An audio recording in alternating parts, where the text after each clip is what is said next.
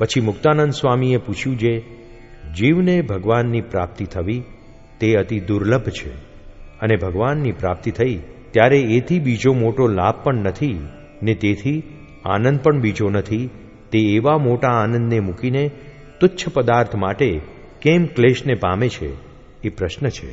ત્યારે શ્રીજી મહારાજ બોલ્યા છે, લ્યો એનો ઉત્તર અમે કરીએ છીએ.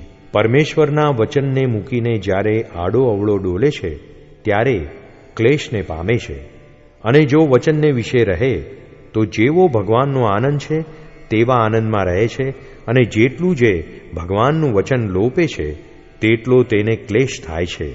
માટે ત્યાગીને જે આજ્ઞા કરી છે તે પ્રમાણે ત્યાગીને રહેવું, અને ગૃહસ્થને જે પ્રમાણે આજ્ઞા કરી છે તે પ્રમાણે ગૃહસ્થને રહેવું, અને તેમાં જેટલો ફેર પડે છે તેટલો ક્લેશ થાય છે.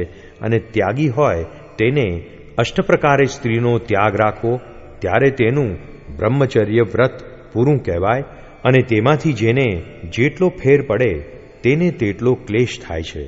અને ગૃહસ્થને પણ બ્રહ્મચર્ય કહ્યું છે, જે પરસ્ત્રીનો ત્યાગ રાખવો તથા પોતાની સ્ત્રીનો પણ વ્રતને દિવસ ત્યાગ રાખવો, અને ઋતુ સમયે સ્ત્રીનો સંગ કરવો, એ આદિક જે ત્યાગીને અને ગૃહસ્થને નિયમ કહ્યા છે તેમાં જેટલો જેને ફેર પડે તેટલો તેને ક્લેશ થાય છે.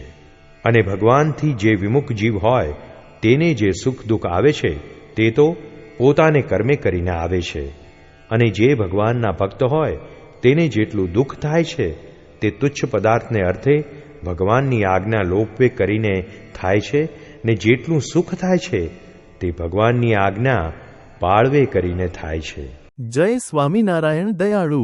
આપને આ વિડિયો પસંદ આવ્યો હોય તો અમારી ચેનલને સબસ્ક્રાઇબ કરો, લાઇક કરો અને દરેક સત્સંગીઓને શેર કરો.